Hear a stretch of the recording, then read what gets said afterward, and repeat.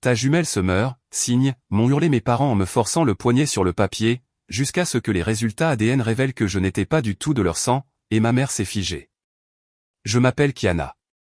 Quand j'avais 9 ans, ma sœur m'a enfermé dans une cave et ma mère m'a dit que je surréagissais. Maintenant, ils veulent mon poumon. Ils ont dit que j'étais sa jumelle, sa dernière chance, la seule qui pouvait la sauver. Mais quand j'ai finalement dit non, le médecin m'a dit quelque chose que je n'avais jamais vu venir. Vous n'êtes pas apparentés. Alors pourquoi m'ont-ils élevé comme un plan de secours? Pourquoi ont-ils falsifié mes dossiers, forgé mon consentement et planifié une opération sans me demander? Et si je n'ai jamais été leur fille, qu'étais-je pour eux? La pièce sentait le désinfectant au citron et l'air recyclé. Trop propre pour paraître réel, trop stérile pour calmer mes nerfs. Je me tenais juste à l'entrée, ne sachant pas si j'avais été invité ou convoqué. Le panneau sur la vitre indiquait « Consultation familiale », mais rien de tout cela ne ressemblait à une famille. Ma mère, Delora, était assise à gauche, les jambes étroitement croisées, ses doigts manucurés agrippant un presse-papier comme s'il tenait sa colonne vertébrale droite. Mon père, Clermont, s'appuyait contre la fenêtre, les bras croisés, la bouche figée dans cette expression permanente de déception contenue. Il ne disait pas un mot. Il ne le faisait jamais, sauf si c'était définitif. « Assieds-toi, Kiana », a dit Dolores en désignant la chaise vide en face d'elle. Sa voix était enveloppée de ce ton serré et poli qu'elle utilisait lorsque nous étions en public ou sur le point de briser quelque chose de sacré. Je me suis assise lentement. Mes mains étaient froides, même si l'air ne l'était pas, nous devons parler de ta sœur. Elle a commencé comme si le sujet était banal, quelque chose qui surgissait au brunch.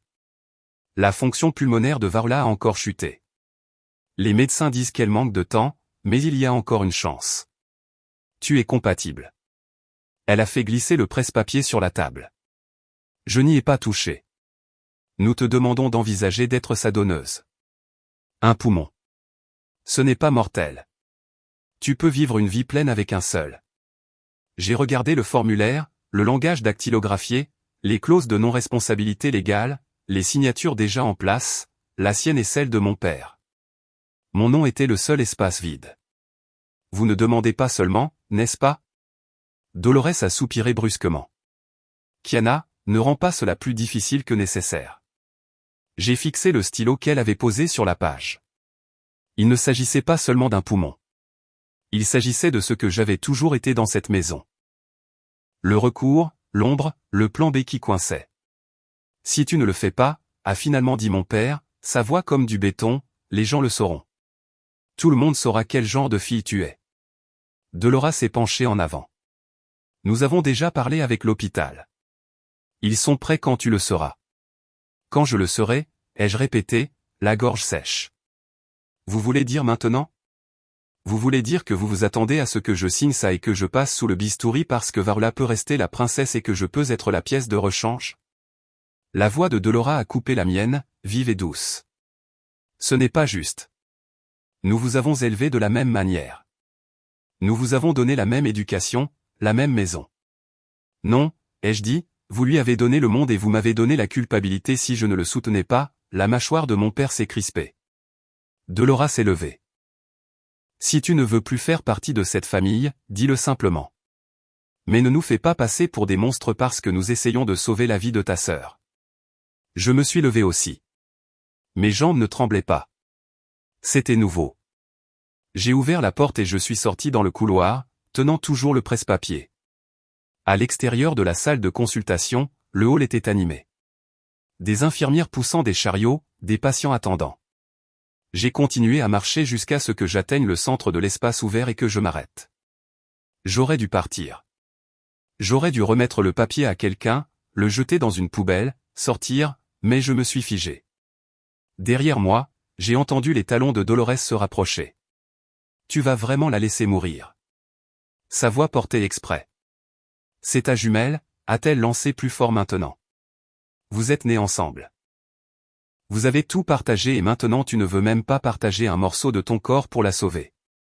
Les gens se sont retournés. J'ai vu un homme tenant son enfant s'arrêter. Une infirmière a levé les yeux de sa tablette. Quelqu'un a chuchoté. Je n'ai rien dit parce que j'avais appris que dans cette famille, le silence signifiait la survie. Dolora s'est mise à côté de moi, élevant juste assez la voix. Vous entendez? Elle laisse sa sœur mourir. Sa propre sœur. Je pouvais sentir les yeux, le jugement moral collectif des étrangers. Personne n'a demandé ce qui s'était passé. Personne n'a demandé ce que Varla avait fait. Personne n'a demandé si j'avais le choix. Un morceau du presse-papier m'a glissé des mains. Le formulaire a flotté jusqu'au sol, le papier atterrissant à mes pieds comme des confettis jetés d'un défilé dont je n'avais jamais fait partie. Dolora s'est penchée, l'a ramassé, l'a tendu à nouveau. Signe, Kiana. Fais ce qu'il faut. Sois la bonne fille. Je l'ai regardé, vraiment regardé, pas seulement le maquillage ou la veste de créateur. J'ai regardé la femme qui s'était tenue à côté de mon lit d'hôpital une fois quand j'avais une pneumonie et qui était quand même partie tôt pour assister au récital de danse de Varla. Vous n'avez jamais demandé ce que je voulais, ai-je dit. Vous n'avez demandé que ce dont vous aviez besoin de moi. Son visage a vacillé, juste un instant. J'ai été le plan de secours toute ma vie. Celui que vous appeliez quand elle échouait, celui qui restait silencieux, poli, utile. Mais vous n'avez pas le droit de demander mon corps. Pas cette fois. Les yeux de Dolores se sont assombris. Tu le regretteras. J'ai regretté presque tout ce à quoi j'ai dit oui dans cette famille. Peut-être qu'il est temps que j'essaie non. Je me suis retourné et je suis parti. Pas encore sorti de l'hôpital, mais assez loin. Je me fichais qu'ils me suivent. Je me fichais que les gens me jugent. Pour une fois, je ne portais pas la honte. Dans un coin du hall, j'ai trouvé une chaise et je me suis assise. Mon rythme cardiaque était régulier. Mes pensées étaient vives. J'ai fixé l'espace vide où mon nom aurait dû être et j'ai pensé à toutes les façons dont j'avais été inscrite et effacée au fil des ans. Une infirmière est passée. Elle n'a rien dit, m'a juste fait un signe de tête qui ressemblait à un fil qui se noue, pas qui se coupe. J'ai regardé en arrière vers le couloir où Dolora et Clermont étaient allés. Je pouvais encore entendre de faibles murmures, des disputes, peut-être. J'ai attrapé un mot, tutelle légale. Mon estomac s'est noué. Il ne demandait pas mon consentement. Il prévoyait comment l'outrepasser. J'ai serré ma poitrine, non par peur de l'opération, mais parce que soudain, j'ai su que ce n'était pas une question de poumon. Ce n'était même pas pour sauver Varla. C'était une question de propriété. Et à ce moment-là, j'ai su que ce n'était pas seulement une question de mes poumons. C'était une question de contrôle. Au moment où je suis arrivé dans le couloir près des ascenseurs, j'avais cessé de sentir mes jambes. Pas de peur ou de fatigue, juste quelque chose de plus proche de l'engourdissement. Comme si mon corps avait décidé qu'il ne voulait plus porter le poids de tout ce qu'il venait d'entendre. Je me suis appuyé contre le mur sous une peinture de paysage au ton sourd et j'ai fermé les yeux. Je m'appelle Kiana Talouin, et ce n'était pas la première fois qu'ils essayaient de m'effacer. La dernière fois avait été plus subtile, moins publique. J'avais 9 ans. Bella venait de souffler les bougies de son gâteau d'anniversaire. Sa fête, ses invités, sa nouvelle robe. On m'avait donné un livre emballé à la hâte dans du vieux papier et on m'avait dit d'aller lire au sous-sol après qu'elle ait piqué une crise quand j'ai mis du glaçage sur sa manche. Je ne mangeais même pas le gâteau.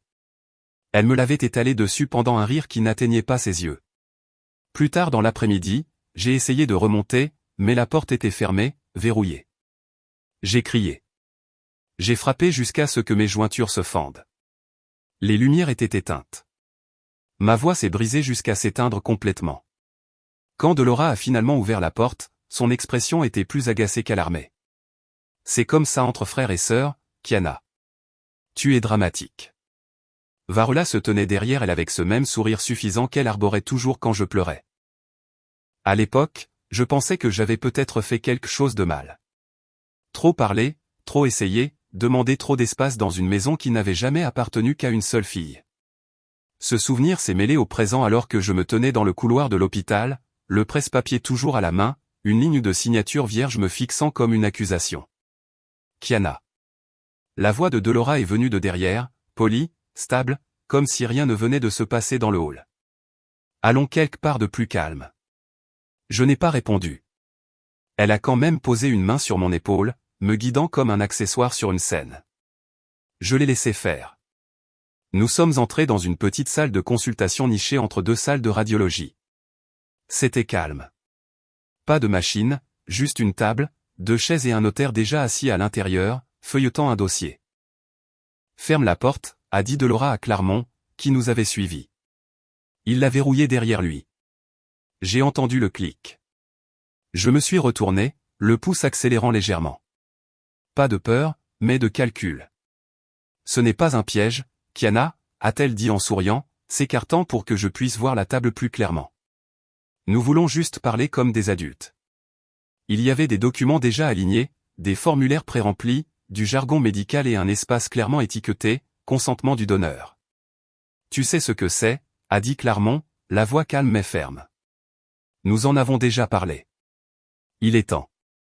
Et si je dis non? Le sourire de Delora s'est aplati. Tu ne le feras pas. Pas vraiment. Tu avais juste besoin de te calmer. Elle a fait glisser le stylo sur la table.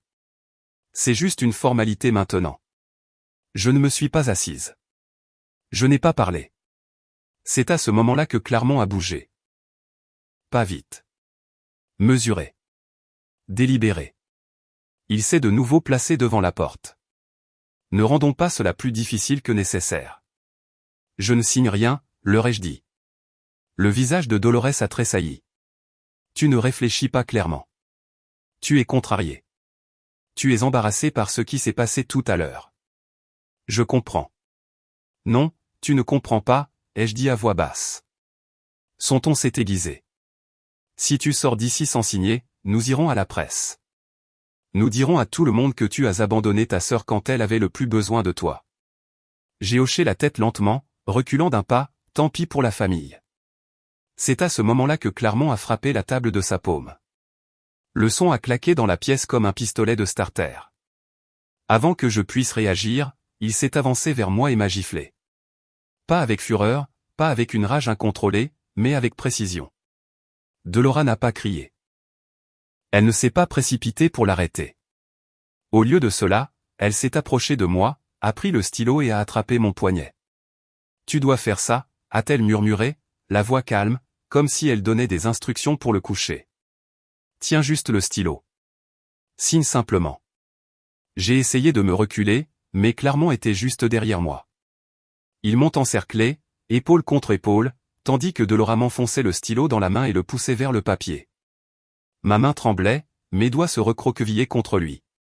La lumière d'une caméra de téléphone s'est allumée. Le notaire, qui n'était plus un simple spectateur passif, tenait l'appareil et enregistrait. Kiana, a dit doucement Delora. Dis-leur que tu signes volontairement. Je me suis tourné vers la caméra. Ma voix était creuse. Ce n'est pas un consentement. Ils n'ont pas arrêté d'enregistrer. Je ne me souviens pas avoir laissé tomber le stylo. Je me souviens juste de la ligne rouge sur mon poignet où Delora avait trop serré. Je me souviens avoir reculé en trébuchant et Clermont m'avoir laissé partir, presque suffisant, comme si nous venions de conclure une transaction. En sortant de la pièce, j'ai frôlé une infirmière qui se tenait juste à l'extérieur. Elle m'a jeté un coup d'œil, puis a regardé la porte d'où je venais. Ses lèvres se sont entr'ouvertes comme si elle allait demander quelque chose, mais elle ne l'a pas fait. Dans les toilettes, je me suis regardé dans le miroir. Une marque rouge fleurissait sur ma joue, une autre sur mon poignet. J'ai pris une profonde inspiration. Le genre que l'on prend avant une longue baignade, sachant qu'on ne remontera pas à la surface avant un moment. Ce n'était pas une question de don. Ça ne l'avait jamais été. C'était une question de propriété, de levier, d'une histoire qu'ils avaient construite avec moi comme sacrifice final. Je me suis lavé les mains, à l'eau froide. Ma peau me piquait. J'ai séché mes paumes et j'ai sorti de mon sac le formulaire que j'avais volé plus tôt, celui qu'ils ne savaient pas que j'avais encore. Au bas de la 2e page, quelque chose a attiré mon attention. Un nom que je ne reconnaissais pas, Dr Meredith Quinn. Je n'avais jamais rencontré de Dr Quinn, je n'avais jamais été examiné par elle. Pourtant, le formulaire indiquait que je l'avais approuvé pour l'autorisation chirurgicale. Mon cœur n'a pas accéléré. Il a coulé lentement, lourdement, parce que j'ai compris maintenant. Ils n'allaient pas attendre que je sois d'accord. Ils avaient juste besoin que les papiers aient l'air que je l'avais été. Je me suis assise par terre, le carrelage frais sous moi me stabilisant plus que toute autre chose de la journée. J'ai sorti mon téléphone, j'ai pris une photo du formulaire et je me le suis envoyé par email avec pour objet, ce n'a jamais été le mien. J'ai fixé l'écran pendant un long moment avant de murmurer la vérité à voix haute. Ils n'ont pas demandé ma permission. Ils avaient juste besoin de ma signature.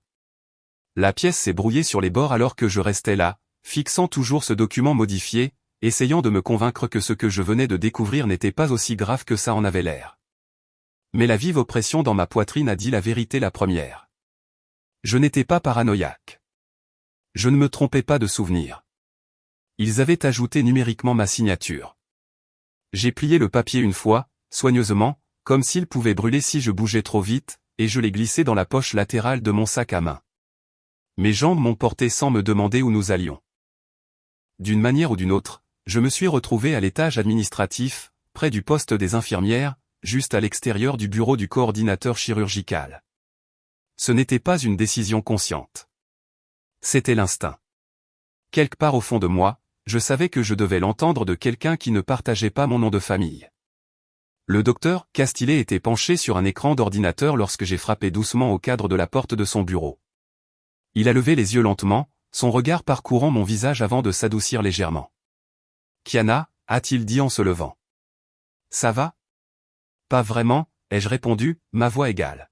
« Je dois parler du dossier. » Il m'a fait signe de m'asseoir. Le bureau était calme, les murs tapissés de certificats, de diplômes et d'une photographie encadrée de lui et de sa famille au bord de ce qui ressemblait à un lac. Je me suis demandé brièvement ce que c'était que d'appartenir à des gens qui ne mentaient pas. « J'aimerais retirer mon consentement de donneuse », ai-je dit, en posant le formulaire sur son bureau sans le déplier. Je n'ai jamais approuvé ce chirurgien, et je n'ai pas signé cette version du formulaire. Il n'a pas demandé pourquoi. Il s'est simplement tourné vers son écran, a tapé quelques touches et a affiché mon profil. Kiana Tuluin, sœur jumelle, Varlaï. Il a fait une pause, le front plissé. Il a regardé de plus près, s'est penché, puis a légèrement tourné l'écran vers moi. « Il y a quelque chose d'étrange ici », a-t-il dit. « Donnez-moi une seconde. » J'ai regardé ses yeux parcourir l'écran, sa mâchoire se crisper. Puis il s'est penché en arrière dans son fauteuil et a croisé les mains.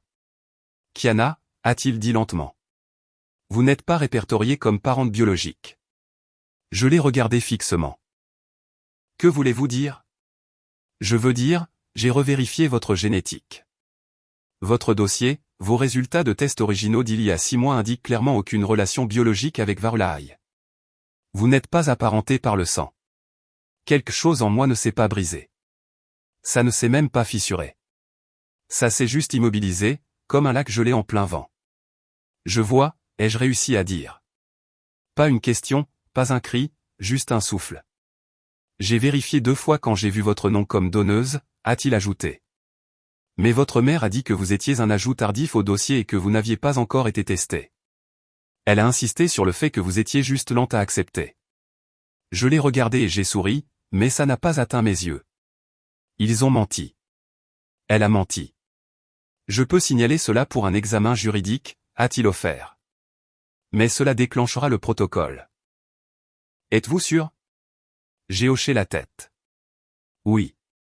Nous sommes restés assis là en silence pendant une autre minute avant que je ne me lève. Merci, docteur Castillet. En sortant dans le couloir, le monde ne me semblait pas plus calme. Il me semblait plus vif, plus éveillé, plus réel. Mes pieds m'ont porté devant des chambres où des gens s'accrochaient à l'espoir, se tenant la main, pleurant dans des oreillers. Et j'étais là, détenant une vérité qui aurait dû me détruire, mais qui a plutôt tout rendu plus clair. J'ai croisé une famille de 4 personnes dans le hall. Les parents aidaient leur fils à ajuster les bretelles de son sac à dos. Il n'avait pas l'air d'avoir plus de 10 ans. La mère lui a embrassé le front en riant doucement. Le père lui a ébouriffé les cheveux et lui a tendu une brique de jus. Je n'avais jamais eu un moment comme ça. Pas même de près. J'ai réalisé que je n'étais pas seulement la mauvaise donneuse. J'étais la mauvaise fille. Ou peut-être jamais la fille du tout. Plus loin dans un autre couloir, après les ascenseurs, j'ai senti quelqu'un me frôler le coude. Une infirmière, plus âgée, grande, les cheveux argentés rentrés sous sa coiffe, m'a glissé quelque chose dans la main sans s'arrêter. Je me suis retourné pour voir, mais elle était déjà partie. Dans ma paume se trouvait une enveloppe Kraft scellée. Sur le devant, en petite écriture, avant que ce ne soit à nouveau effacé.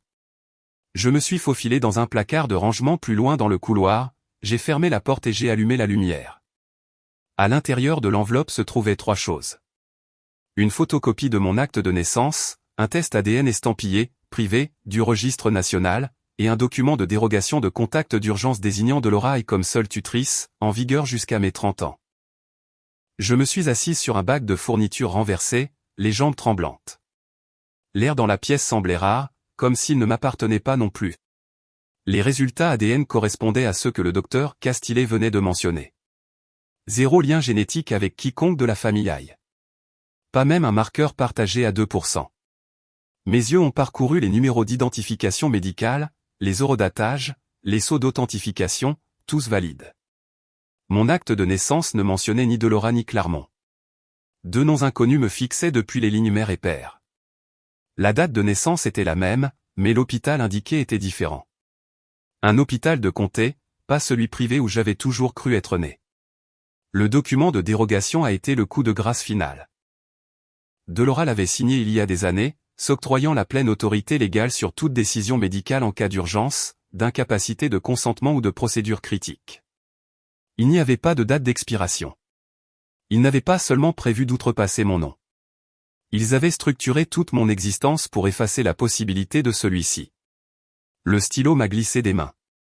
J'ai pressé les papiers contre ma poitrine comme si les serrer contre moi les empêcherait de disparaître comme tout ce que je pensais savoir. C'est là, dans ce placard sombre, entouré de gants en latex et de vieilles serpillières, que je me suis permis de réaliser la vérité. Je n'avais pas fait partie de cette famille. J'avais été un plan de secours. Je n'ai pas crié. Je n'ai pas sangloté. Au lieu de cela, j'ai plié les papiers doucement, j'ai déchiré le coin inférieur du certificat avec mon nom dessus, et je l'ai glissé dans ma chaussure. Parce que lorsque vous n'êtes plus la fille de quelqu'un, vous commencez à garder des preuves. Et c'est ainsi que j'ai cessé d'être leur fille. Le dossier dans ma chaussure appuyé contre mon pied pendant que je marchais. Chaque pas, un rappel que tout ce que j'avais cru sur ma famille était brisé. Je n'ai pas pleuré. Je n'ai même pas tressailli. Je me suis dirigé directement vers les ascenseurs, j'ai appuyé sur le bouton du rez-de-chaussée et j'ai quitté l'hôpital sans me retourner. C'était le crépuscule lorsque je suis arrivé dans l'allée de la maison des Aïe. Le ciel était barbouillé d'orange et de violet délavé, cette lumière intermédiaire qui rend tout plus doux qu'il ne l'est. La pelouse était toujours parfaitement tondue, les haies taillées comme si elles avaient été sculptées avec des outils dentaires. Mais quelque chose dans la maison me semblait maintenant un accessoire, comme un décor de film sans rien derrière les murs. Delora et Varla étaient toujours à l'hôpital, ce que j'avais confirmé par SMS avec une amie infirmière. Clermont était probablement dans son bureau à domicile où il passait la plupart des soirées à siroter du scotch et à prétendre que sa famille n'avait pas été construite sur des secrets. Je n'ai pas frappé. Je suis entré directement comme si j'y avais encore ma place. La maison était silencieuse, trop silencieuse. J'ai dépassé le hall, le miroir antique, le piano à queue intacte, et je me suis dirigé vers le bureau au bout du couloir. La porte était légèrement entr'ouverte, une lumière filtrant de dessous. J'ai fait une pause, écoutant. Aucun son. Quand je suis entré, j'ai vu ce à quoi je m'attendais. Clermont n'était pas là, mais l'odeur de son eau de Cologne persistait dans l'air, vive et amère, comme l'homme lui-même. J'ai traversé la pièce et j'ai ouvert le tiroir inférieur de son bureau. Il a légèrement grincé. À l'intérieur, des dossiers, des déclarations de revenus, des contrats immobiliers. Mais je n'étais pas là pour les affaires. J'étais là pour les os enterrés dans les lames de parquet de cette maison. Métaphoriquement parlant. Je me suis dirigé vers l'armoire murale derrière son bureau. Elle était fermée à clé, mais je connaissais la combinaison. Je l'avais entendue une fois quand j'avais 13 ans et que je faisais semblant de ne pas écouter. Son anniversaire et le mien. J'ai entré les chiffres. Ça a cliqué. À l'intérieur se trouvaient plusieurs enveloppes étiquetées. L'une d'elles se distinguait. De couleur crème, épaisse, estampillée, confidentielle, comité d'éthique. Je l'ai sortie lentement, comme si elle pouvait mordre. Pas de poussière. Récemment manipulée. J'ai ouvert l'enveloppe et j'ai sorti le contenu. 4 pages soigneusement dactylographiées, agrafées ensemble. La lettre était adressée au comité d'éthique médicale de Waik, datée d'avril 1998. Mes yeux ont parcouru rapidement, plus vite, puis plus lentement à mesure que les mots commençaient à prendre tout leur sens. Préoccupation exprimée concernant les implications éthiques de l'adoption d'un enfant pour une compatibilité potentielle de donneurs d'organes. Demande de présélection des nourrissons en fonction du groupe sanguin et des marqueurs tissulaires. Rejeté sur la base de motivation d'adoption non thérapeutique. La lettre n'était pas vague. Ce n'était pas implicite. Elle déclarait en langage clinique et sans détour que Dolorai avait tenté d'adopter un enfant dans le but spécifique d'en faire une sauvegarde médicale pour sa propre fille. Moi. Elle avait demandé à examiner des nouveau-nés comme des fruits au marché, cherchant un assez mûr pour être récolté. Je me suis assise lourdement sur la chaise en face du bureau. Les pages tremblaient dans ma main, mais pas de peur. De fureur, tenu fermement au centre de ma poitrine comme un nœud qui refusait de se desserrer. Toute ma vie, j'ai pensé que j'avais été choisi. Je ne l'ai pas été. J'ai été sélectionné. Comme une pièce sur une étagère, comme une correspondance dans une base de données. J'ai relu la lettre 2 fois de plus avant que les pas de Clermont ne craquent dans le couloir. Il a fait une pause devant la porte, puis l'a ouverte. Quand il m'a vu tenir l'enveloppe, il n'a pas eu l'air choqué. Il n'a même pas eu l'air désolé. « Je vois que tu as fouillé », a-t-il dit en entrant et en fermant la porte derrière lui. C'était inévitable. Je ne me suis pas levé. Je ne la lui ai pas tendue. J'ai simplement fixé mon regard sur lui. « Tu savais », ai-je dit. « Tu l'as laissé faire. » Il n'a pas répondu immédiatement. Il s'est dirigé vers le petit chariot dans le coin et s'est versé un verre. Aucune offre pour moi. Nous avons fait ce que nous devions faire, a-t-il dit doucement. Varela avait besoin d'une compatibilité. Et moi, j'avais besoin d'une famille, ai-je rétorqué. Cela l'a fait faire une pause. J'avais 9 ans quand j'ai réalisé que tu l'aimais plus, ai-je continué. Mais j'étais assez grande pour espérer que tu m'en tirais mieux à ce sujet. Il s'avère que tu n'as même pas essayé. Il s'est tourné vers moi, le verre à la main, les yeux plats. Ce n'était pas une question d'amour. C'était une question de survie. Non, ai-je dit, c'était une question de commodité. Vous m'avez élevé parce que je correspondais au groupe sanguin. Il s'est assis en face de moi, finalement. Tu ne serais pas là sans nous. Tu veux dire en vie, ai-je demandé. Ou dans cette pièce en train de te dire que je sais tout? Sa mâchoire s'est crispée. Tu ne connais pas toute l'histoire. J'en sais assez, ai-je dit en me levant. Je sais ce que signifie cette lettre. Je sais que je n'ai jamais été votre fille. J'étais votre plan B, il a eu l'air de vouloir dire autre chose mais ne l'a pas fait. Peut-être parce que rien de ce qu'il pouvait dire ne ressemblerait plus à de l'amour. Je suis sorti de cette pièce avec l'enveloppe toujours à la main. Je suis monté dans ce qui était autrefois ma chambre. Je n'y avais pas dormi depuis des années, mais elle sentait toujours la même chose. Des sachets de lavande que Dolorai insistait pour fourrer dans mes tiroirs, comme si l'odeur pouvait effacer le rejet. J'ai sorti un sac de voyage du placard et j'ai commencé à faire mes bagages. Pas tout, juste assez. Je ne fuyais pas. Je ne me cachais pas. Je me retirais d'une maison qui n'avait jamais vraiment eu de place pour moi. J'ai laissé l'album photo sur l'étagère. En bas, j'ai trouvé un bloc-notes sur le comptoir de la cuisine. J'ai écrit 6 mots et je l'ai laissé là où Dolorai le verrait en premier. Je ne suis pas votre police d'assurance. Puis j'ai pris la lettre dans mon sac, j'ai redescendu le couloir et je me suis dirigé vers la porte d'entrée. Clermont attendait dans le hall. Il ne m'a pas bloqué. Il ne m'a pas arrêté. Où iras-tu? A-t-il demandé à voix basse.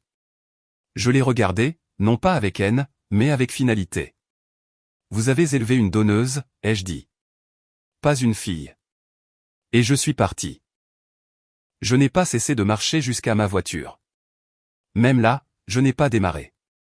Je suis resté assise derrière le volant, les mains posées sur mes cuisses, fixant le pare-brise comme s'il pouvait se fissurer sous le poids de tout ce que je venais de dire. Il ne l'a pas fait.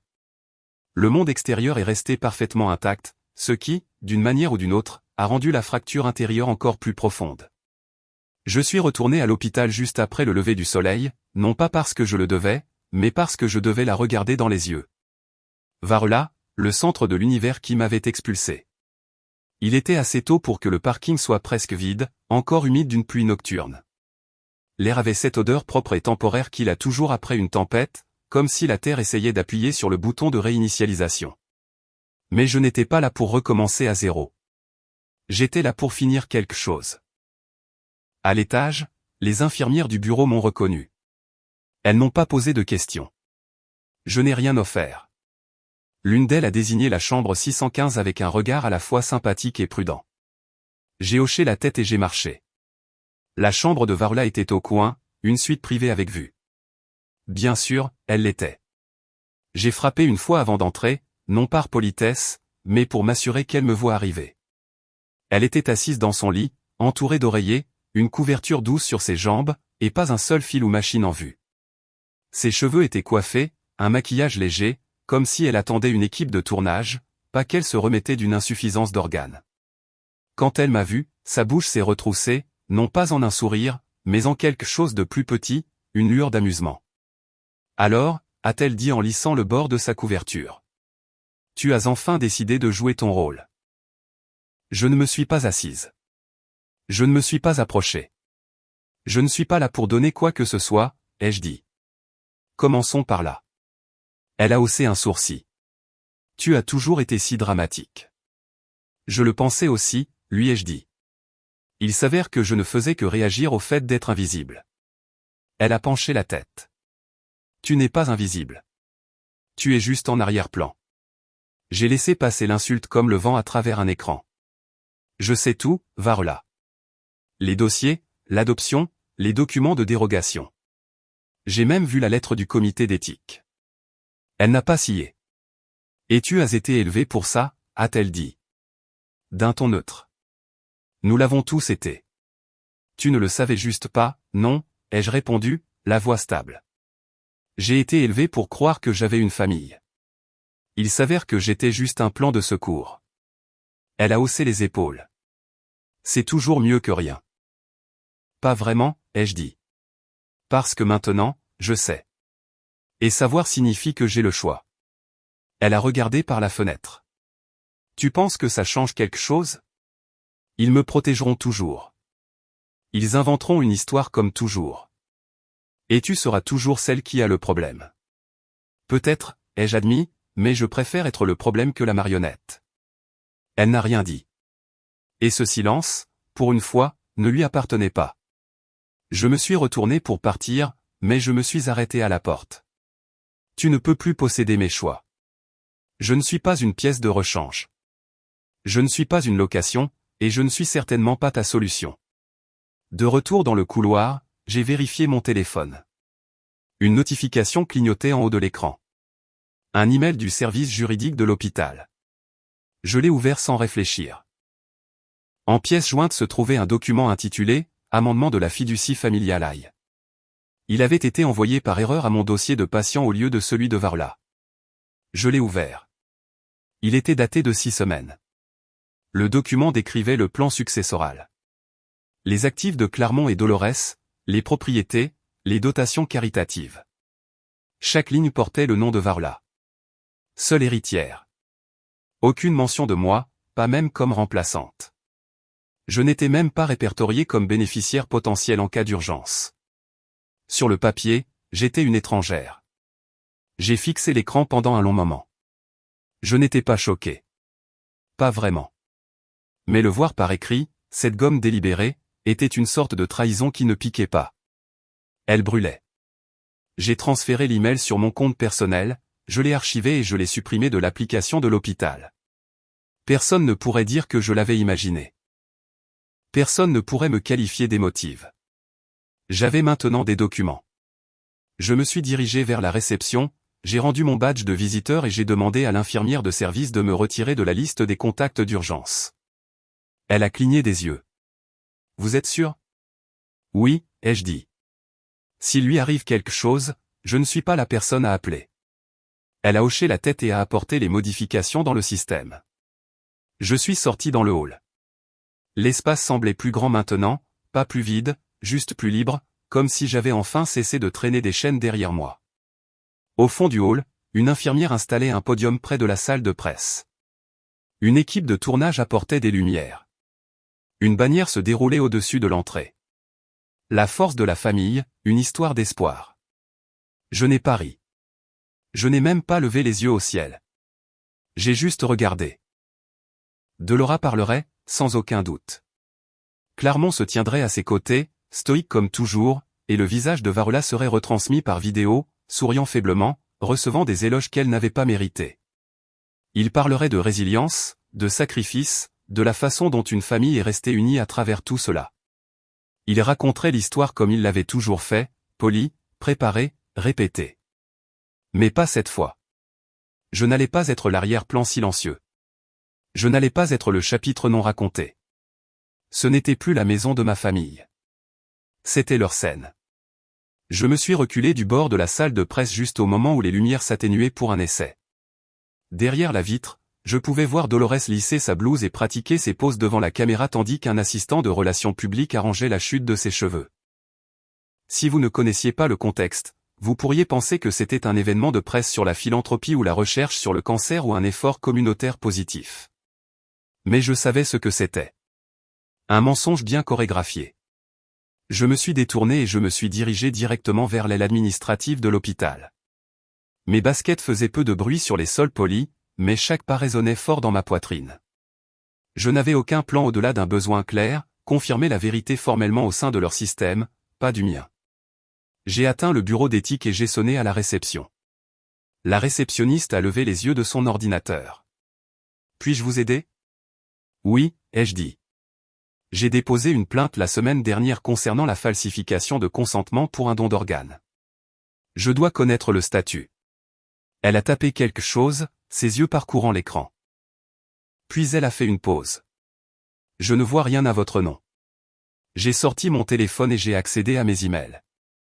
Voici la confirmation de soumission, horodatée. Je l'ai reçue au moment où j'ai déposé la plainte. Elle s'est penchée en avant, a ajusté ses lunettes et a fixé l'écran. C'est étrange. Elle devrait être ici. On dirait que quelqu'un l'a retirée en votre nom. Mon estomac s'est noué. Pouvez-vous voir qui? Elle a hésité, puis a cliqué. Selon ceci, le dossier a été fermé par quelqu'un répertorié comme votre tuteur d'urgence. Ma voix est sortie plus bas que je ne l'avais prévu. Delora aïe. Elle a hoché la tête. Je l'ai remerciée et je suis parti avant d'exploser. Plus loin dans le couloir, j'ai trouvé une alcôve tranquille et j'ai appuyé mon dos contre le mur. Une fureur familière est revenue, vive et concentrée. Je n'ai pas crié. Je n'ai pas pleuré. J'ai juste commencé à penser clairement, délibérément. S'il pouvait supprimer ma plainte, il pouvait faire plus. J'avais besoin d'une trace, une qu'il ne pourrait pas toucher. Je me suis rendu aux archives médicales et j'ai demandé mon dossier complet. Ils m'ont donné une copie imprimée et l'accès au portail en ligne. Je me suis assise sur l'une des chaises du couloir et j'ai commencé à lire. Page après page semblait familière jusqu'à ce que ce ne soit plus le cas. Mon groupe sanguin avait été modifié il y a 6 mois. D'origine B négatif, mis à jour en AB positif, la correspondance exacte nécessaire pour Varela. Une note dans la marge indiquait « Dérogation autorisée ». En dessous, contact légal, aïe. Mon entrée de compatibilité ADN avait une icône de drapeau rouge à côté. J'ai tapé pour l'agrandir. Dérogation manuelle appliquée, pouvait-on lire. Test signalé mais approuvé pour une autorisation temporaire. Mes mains étaient toujours immobiles. Ils ne m'avaient pas seulement menti. Ils avaient réécrit mon identité dans le système de l'hôpital. Si Delora pouvait changer quelque chose d'aussi concret que mon groupe sanguin, qu'avait-elle touché d'autre? J'ai ouvert mon téléphone et j'ai composé un numéro d'aide juridique que j'avais enregistré il y a des mois mais que je n'avais jamais eu le courage d'appeler. Une voix a répondu, calme, mesurée. Merci d'avoir appelé Wakesaf Legal. Comment puis-je vous aider? Je m'appelle Kiana Toloin. J'appelle pour un cas potentiel impliquant la falsification de dossiers médicaux, le consentement forgé et l'abus de tutelle. La femme à l'autre bout du fil a pris mon nom et mes coordonnées, puis a demandé, avez-vous des preuves que ces actions ont été prises sans votre autorisation? Oui, ai-je dit. Des dossiers numériques, des copies papier, des signatures modifiées et de la correspondance. Seriez-vous disposé à nous envoyer un résumé et les documents pour un examen initial? Oui, mais je veux que ce soit béton. Si je vais de l'avant, je veux qu'ils le sentent. Il y a eu une pause, puis un petit rire doux et compréhensif. On dirait que vous avez déjà commencé à monter votre dossier. Oui. J'ai terminé l'appel et je me suis rendu au laboratoire informatique de l'hôpital. Ils étaient principalement utilisés par les patients pour remplir des formulaires d'assurance, mais cela ferait l'affaire. Je me suis connecté, j'ai téléchargé tous les documents que j'avais, du faux formulaire de signature à l'avis de dérogation, et je les ai organisés dans des dossiers par date et par catégorie. Chaque nom de fichier commençait par « I contraille ». J'ai étiqueté un dossier « falsification », un autre « contrefaçon » et le dernier « effacement ». Chaque fichier avait une capture d'écran correspondante et un bref résumé. J'ai recoupé les horodatages. J'ai même téléchargé la lettre du comité d'éthique que j'avais trouvée dans le coffre-fort de Clermont. Quand j'ai eu fini, j'ai exporté des sauvegardes cryptées et j'ai envoyé des copies à 3 comptes de messagerie différents, dont un que je n'avais pas utilisé depuis des années. Il était vieux, sous un pseudonyme que j'avais utilisé pour les demandes d'admission à l'université lorsque j'ai commencé à soupçonner que je n'étais pas vraiment celle qu'il disait que j'étais. J'ai imprimé des copies papier et je les ai glissées dans un épais dossier que j'ai étiqueté au marqueur noir, contingence. Il était un peu plus de midi quand je me suis levé, j'ai rassemblé le dossier et je suis retourné à l'aile principale. Près du couloir j'ai vu Delora parler à un représentant des relations publiques de l'hôpital. Son ton était léger, animé, comme une femme répétant son prochain acte.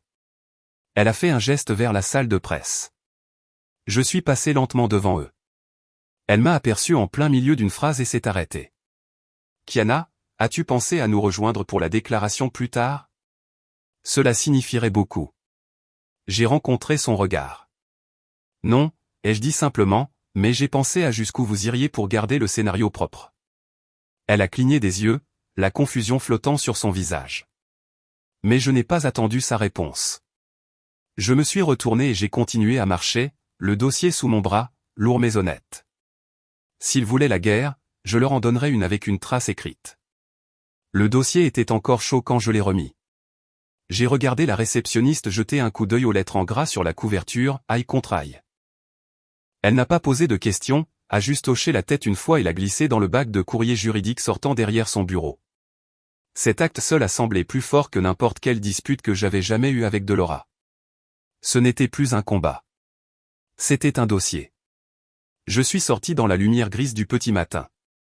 La brise avait une légère morsure, et le parking conservait encore le froid de la pluie de la nuit dernière. Les vitres de ma voiture étaient striées, captant le soleil levant sous des angles étranges. Je ne suis pas monté tout de suite. Au lieu de cela, j'ai ouvert mon téléphone et j'ai fixé le message qui était arrivé dans ma boîte de réception juste après minuit. L'objet était « Vous ne me connaissez pas, mais je les connaissais ». Pas de salutation, juste un nom que je ne reconnaissais pas, Dr. Samuel Abrams. Et une seule phrase, j'ai gardé quelque chose que je n'aurais pas dû. Il avait laissé un numéro de téléphone et le nom d'un petit restaurant sur Glenwood, juste à côté de la rue principale. Il a dit qu'il serait là à 8 heures. Il était 7h42. Je suis monté dans ma voiture. La circulation était fluide. Le centre-ville de Raleigh ne s'était pas encore complètement réveillé, et les routes me donnaient le temps de réfléchir, mais pas trop. Je me suis garé devant le restaurant et je l'ai vu tout de suite. Il était assis dans un box près de la fenêtre, sirotant une tasse de café et feuilletant une enveloppe Kraft. Il s'est levé quand je suis entré. « Mademoiselle Taulouin. »« Oui, ai-je dit. » Il avait l'air plus âgé que ce à quoi je m'attendais. Fin de la soixantaine, peut-être début de la soixantaine. Ses cheveux avaient presque disparu, mais sa présence était intacte.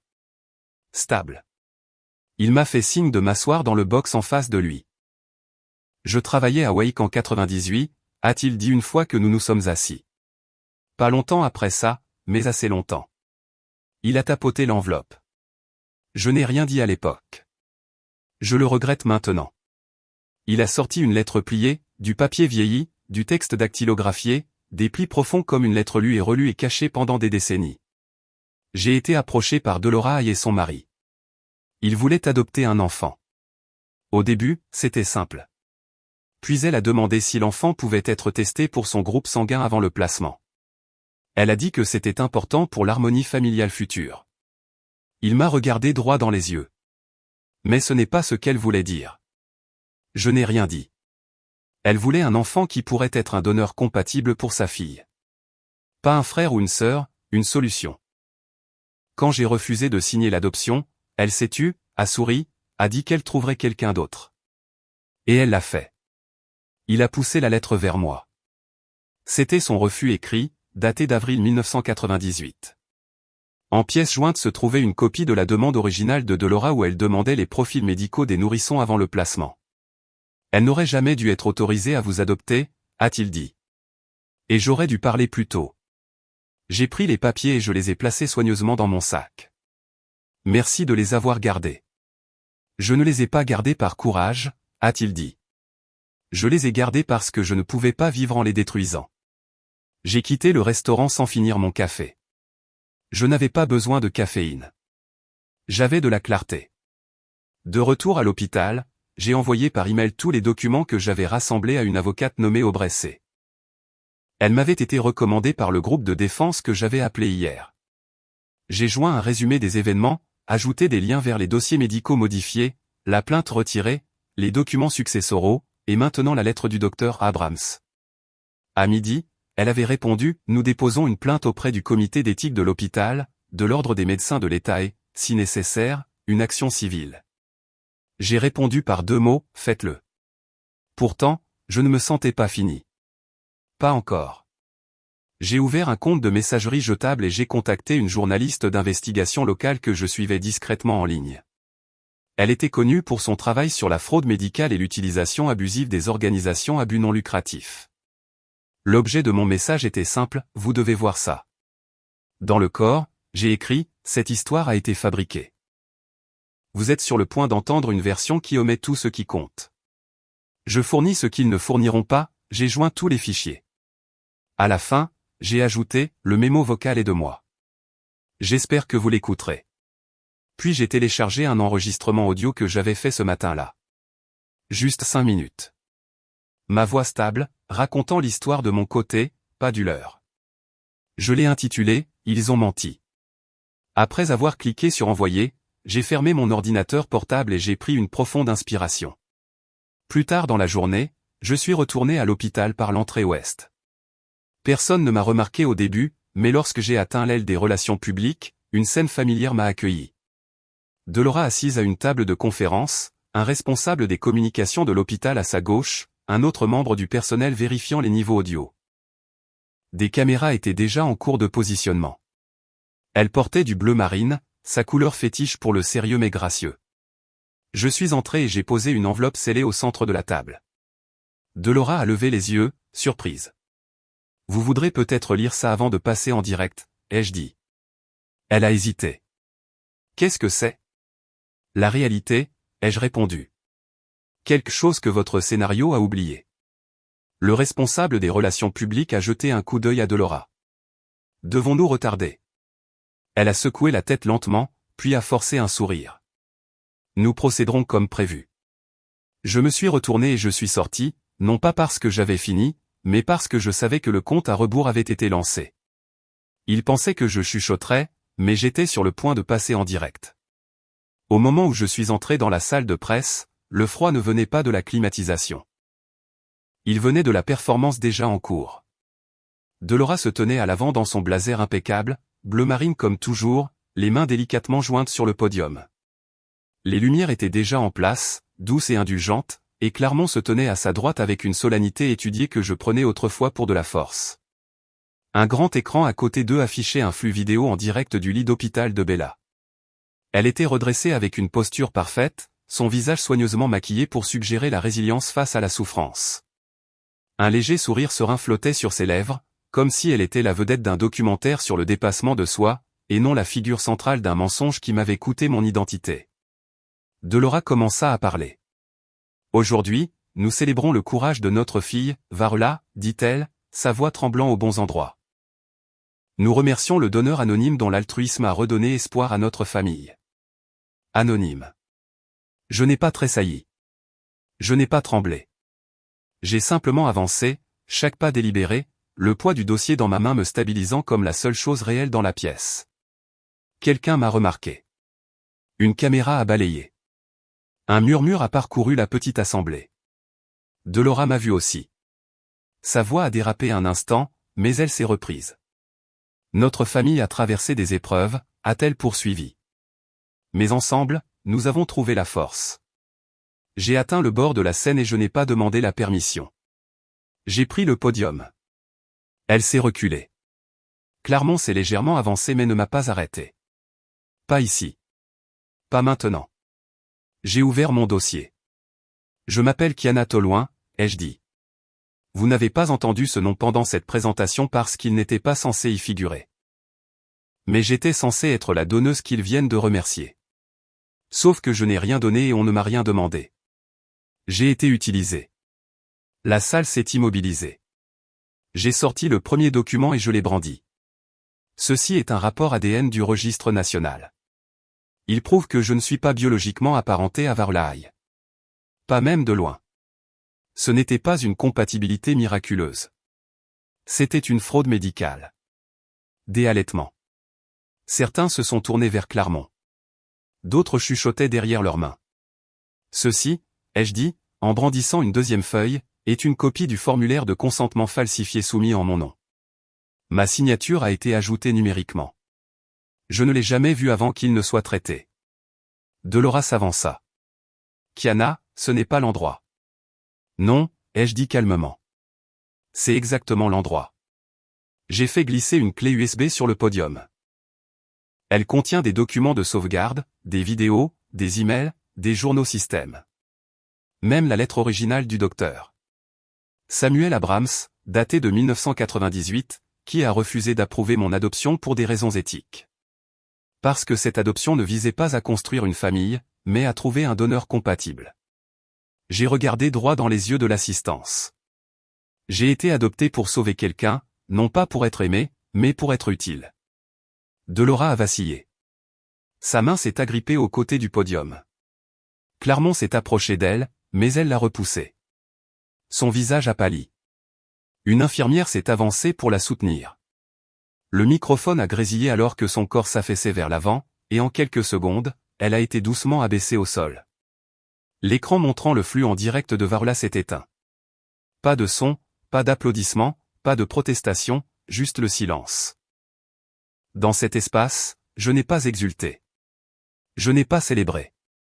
Je suis resté un instant de plus, puis j'ai quitté la scène. À l'extérieur de la salle de presse, je me suis dirigé vers le bureau d'éthique où j'avais un rendez-vous de suivi avec l'équipe d'examen interne du conseil. Ils attendaient. À l'intérieur, j'ai été accueilli par un panel de 3 personnes, leurs expressions illisibles, professionnelles. Nous avons examiné vos documents, a dit l'un d'eux. Une enquête complète sera menée avec effet immédiat. L'autorité légale de Clermont et de Delora sur vos dossiers est suspendue. Ils ne sont plus considérés comme vos tuteurs légaux. L'éligibilité de Varla à la transplantation sera réexaminée en raison de préoccupations concernant une activité frauduleuse associée à son dossier, a ajouté un autre. J'ai hoché la tête. C'est juste. Ils m'ont remercié d'avoir parlé. Je suis parti sans demander quand ils me rappelleraient. Je n'avais pas besoin de leur calendrier. J'avais le mien. De retour dans le hall, l'infirmière qui m'avait fait un signe de tête tous ces jours-là m'a de nouveau remarqué. Elle s'est approchée et m'a tendu une enveloppe Kraft scellée. Ceci est arrivé par courrier interne, a-t-elle dit doucement. Pas de nom de retour, juste ce mot. J'ai d'abord ouvert le mot. 4 mots, vous devriez avoir ça. À l'intérieur se trouvait une copie de mon acte de naissance original. Mon nom, Kiana Len Tollouin. Parents, Lenora et Darren Tollouin. Date de naissance, 2 semaines après Varla. Hôpital, Moore County General, Poway Med. J'ai fermé les yeux et j'ai inspiré lentement. Le nom me semblait juste, comme s'il m'attendait. Je suis retourné devant la salle de presse. Delora avait été emmenée aux urgences pour évaluation. Clermont parlait au personnel à voix basse, et Varla, elle n'était plus à l'écran. Aucun d'eux ne m'a regardé quand je suis passé. Je m'en fichais. Cette fois, je n'ai pas marché vite. J'ai marché d'un pas assuré. Je suis sorti de ce bâtiment, non pas pour les laisser derrière moi, mais pour ne porter que ce qui était à moi. La porte de l'hôpital a glissé et s'est refermée derrière moi avec ce sifflement familier. Et j'ai continué à marcher. Je n'ai pas regardé en arrière. Je n'ai pas ralenti. Je n'en avais pas besoin, car cette fois, il ne restait rien dans ce bâtiment que je n'ai déjà réclamé ou réduit en cendres. Les jours suivants se sont déroulés en morceaux silencieux. Pas d'explosion, pas de déclaration publique, juste le temps qui s'étirait autour de moi, remplissant les espaces où le bruit avait l'habitude de vivre. J'ai emménagé dans un petit appartement en périphérie de la ville. Rien d'extraordinaire, juste assez. Le genre d'endroit où le silence n'était pas hanté, mais guérisseur. J'ai peint les murs dans des tons doux. J'ai acheté une bibliothèque d'occasion et je l'ai remplie de titres que je n'avais pas touchés depuis des années. Fini les grands couloirs ou les sols en carrelage froid. Juste moi. Juste maintenant. L'email est arrivé un mardi matin. Objet, nous pourrions être sœurs. Le nom de l'expéditeur était Ariane Tolloin. Je l'ai fixé pendant 5 minutes avant de l'ouvrir. Salut, Kiana. Je m'appelle Ariane. J'habite à Tucson, en Arizona. Je sais que cela va paraître étrange, mais je crois que nous pourrions être biologiquement apparentés. J'ai été adopté à Moore County General début mai 1998. J'ai cherché des informations sur ma famille biologique et votre nom est apparu grâce à une correspondance ADN mutuelle dans une base de données privée. Si vous êtes ouverte à la discussion, j'aimerais partager ce que j'ai trouvé. Sans pression, juste un espoir, Ariane. Mes doigts ont plané au-dessus des touches. Puis j'ai tapé en retour, merci de m'avoir contacté. Je crois que vous avez raison. Parlons-en. Nous avons programmé un appel vidéo ce soir-là.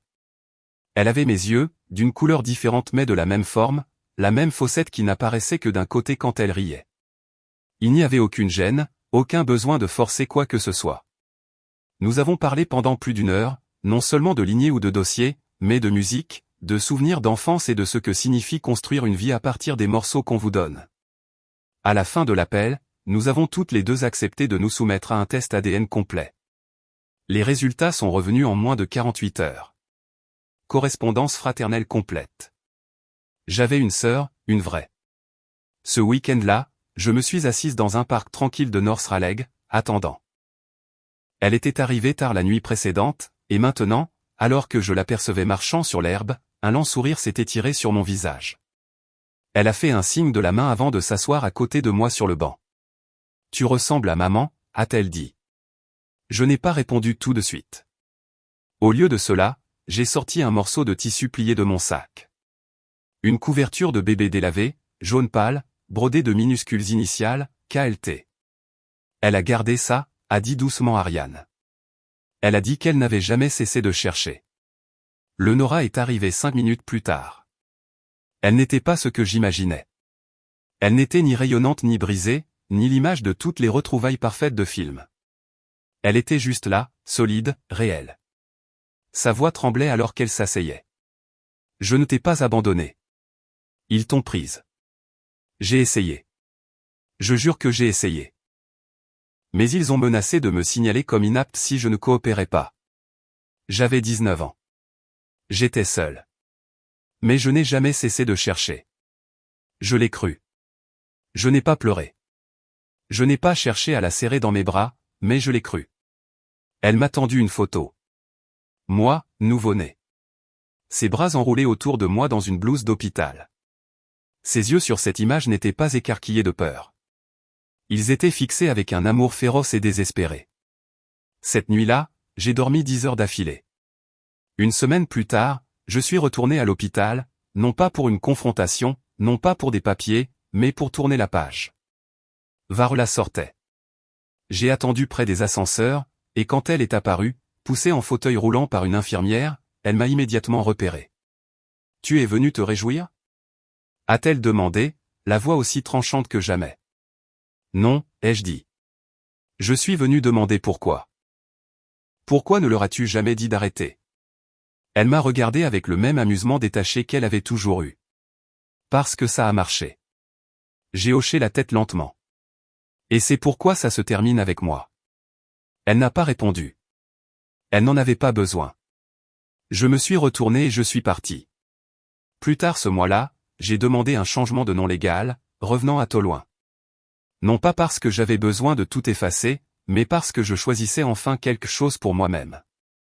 J'ai commencé à faire du bénévolat dans un groupe de soutien pour adopter. J'ai raconté mon histoire. J'ai écouté les autres. J'ai appris que la survie n'est pas la fin du chemin. C'est le début. Je n'essayais plus d'annuler mon passé. Je construisais quelque chose à partir de celui-ci. Un après-midi, je me suis retrouvé assise seule sur un banc dans le même parc où j'avais rencontré Lenora pour la première fois. Le ciel était ouvert, le vent doux, et le soleil assez bas pour adoucir les contours de tout ce qui m'entourait. Personne ne m'attendait, personne ne me regardait. Et pour la première fois, cela ne ressemblait pas à de la solitude. C'était la liberté. J'ai pris une profonde inspiration et je l'ai laissée sortir lentement. Je n'étais pas une fille par conception. Je suis devenue une par choix. Certaines familles ne sont pas bâties sur l'amour. Elles sont bâties sur le contrôle. L'histoire de Kiana nous rappelle que le silence n'est pas la loyauté et que le sang n'est pas toujours ce qui fait une famille. Parfois, s'éloigner n'est pas une faiblesse. C'est la chose la plus forte que vous puissiez faire.